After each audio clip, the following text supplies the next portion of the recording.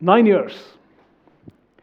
That's what it's taken the Talwars to be acquitted last week.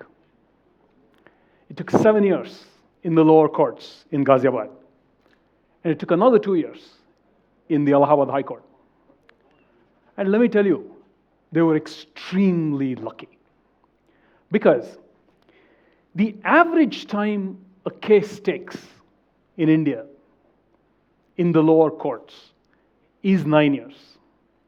The average case it takes in the Allahabad High Court is nearly 7 years. So they could have been in jail. Actually, they could have been under trials for 16 years instead of 9. That makes you worry. You know, the first thing the Constitution guarantees us is justice. That's the first thing the preamble says. And here we are with a problem that's not new. It's a problem that's been around for 35 years. In 1984, there was a movie made about delay in courts. But unfortunately, the market for justice has moved on, if I can say that. The market of justice in India has moved to lots of other places. Religious heads mete out justice. There is a municipal council in Mumbai who metes out justice, who runs like a shaka with a court. And of course, there are the cops. Earlier this year, we did a survey of about 50,000 people, 50,000 households all over the country. And we asked them how they access justice. Everybody knows there's delay, so people use various mechanisms. One of the things we actually videotaped was a cop in Haryana. It was a very interesting case. In that part of the world, there is a custom that if a man dies an untimely death, his wife is expected to marry his brother. And in this particular case, the lady had come forward to the cop and said, I'm not willing to do that. So the cop went through some deliberations, 4 or 5 years of conversation, hours of conversation. I'm sorry, I'm used to the judicial system, right? 4 or 5 hours of conversation. And they came back and said, that's okay. If you don't want to marry your brother-in-law, that's fine. But you know what? Your 2 children, who are young and need to be educated, they will still be the responsibility of your brother-in-law, which is a pretty mature thing if you think about it. But, you know, I am a techie. I am not so much interested in the quality of justice. There are lots of people worrying about that, as the quantity of justice. And we went back and looked at this particular issue. We started looking at this about 3 years ago, and we started collecting data about how the judicial system works in India. We started looking at the high courts. You know, if you don't know, there are 3 levels of courts in India. There is the Supreme Court, which is the ultimate arbiter. There are 24 high courts, which look after issues at a state level in multiple states. And there are about 21,000 lower courts at the districts and the lower levels. So we started collecting data from all the high courts. We started putting together this data into a single large database that we could analyze. And we want to come up with some patterns that would either justify or append some of the ideas of solution. There have been lots of ideas of solution over the last years. And along the way, we discovered the government has this phenomenal project called the e-court system, which every day brings up details of every single hearing in this country. I mean, imagine 750 to 780,000 hearings a day come into this database. We started pulling that together. And we started looking at some patterns, and we've presented that back to the justices. We've had a lot of good support from them. But let me tell you one little example of the solutions we've been discussing. One simple solution everybody talks about. Hey, let's just double the number of judges. Really? You guys all are looking to get into tech, are in tech. You can't find 100 software engineers in this country in time. Can you find 21,000 new judges? But let's leave that issue aside. Just look at the numbers. In India, we file between 10 and 12 million new cases every year. Nearly 1 million cases every month. And we resolve, actually, over the last couple of years, the system has moved significantly faster. We resolve nearly 15 million cases. But over the last 25 years, We have created this backlog of 25 million cases. So on average, it will take us another 12 to 15 years to resolve the backlog. On the other hand, in the United States, okay, I know the United States is a different country. They don't light a lamp on the stage and kick off their shoes before they come on stage. Yes, I know we're a different culture, but numbers are numbers, right?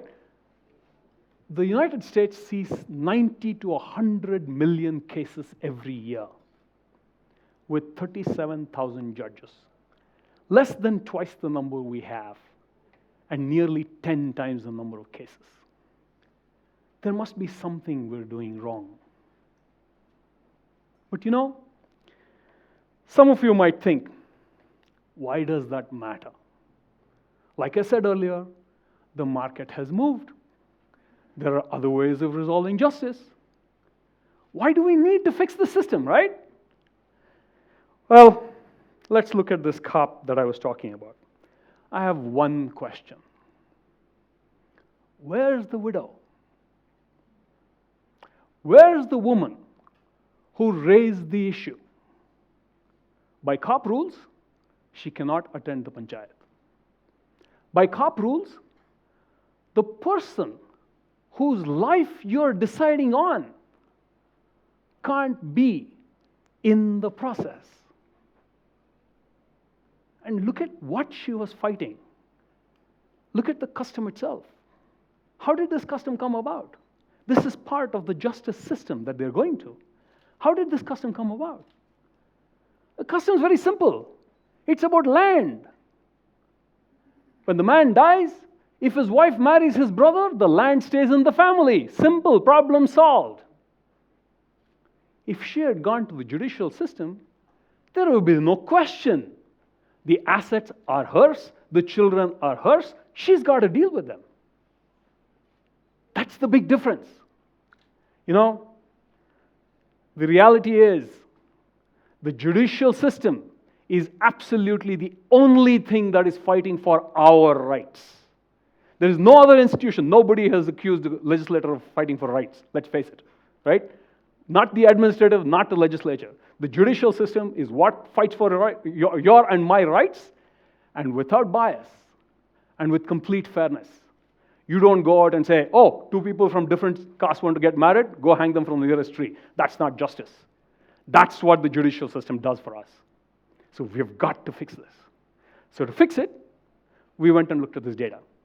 We said, okay, let's try and solve the problem at a very simple level. Let's not take huge swathes of cuts at this.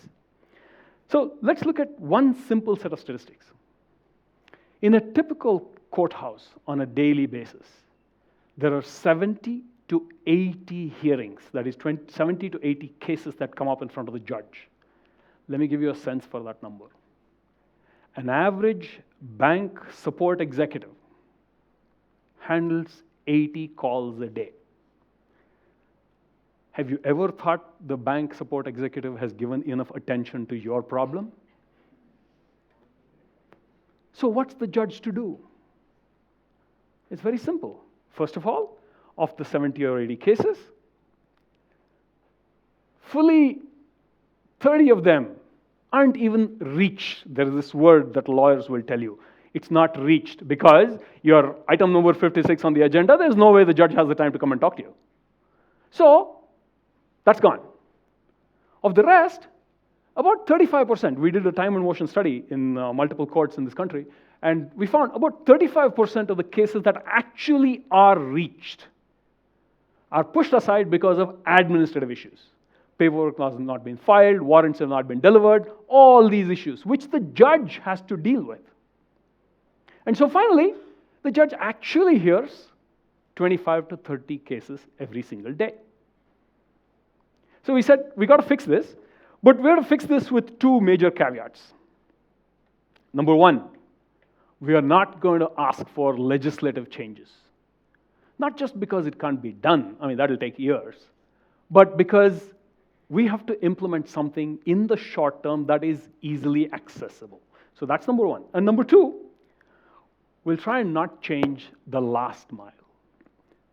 Courts have pathetic infrastructure. Some of them don't have bathrooms. Some of them don't have roofs.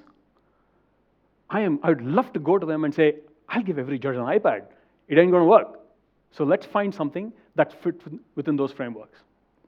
So based on that, we came up with some suggestions. We have actually submitted this to multiple courts, and we are starting a process to make some implementations.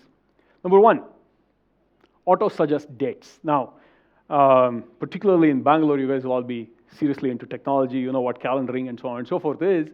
But you should watch the process in a lower court. The judge will sit down, go through his processes for the day, call up a hearing, whatever issues with that hearing solved, and he calls for the next date for that particular case.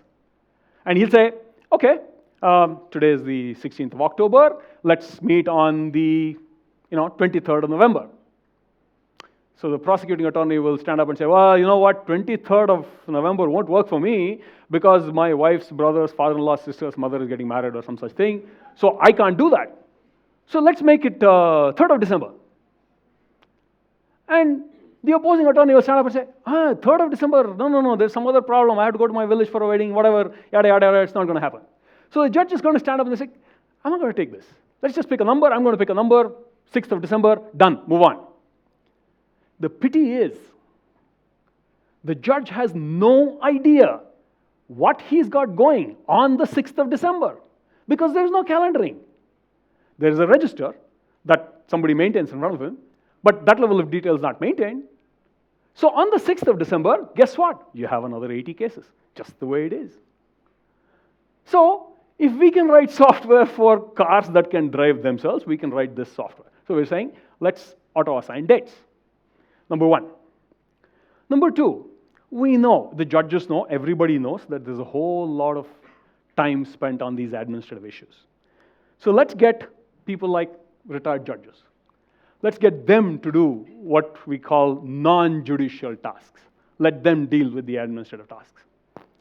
And number three, and this is kind of important in terms of behavior change, let's incentivize good behavior. We typically penalize bad behavior. That's the government model. And we are saying, let's go out and incentivize good behavior. Send out an SMS saying, hey, you're hearing on Monday. If you don't appear there, it's going to be 23rd of November, whatever. That kind of stuff gives both litigants and lawyers a sense that they must do what they're expected to do.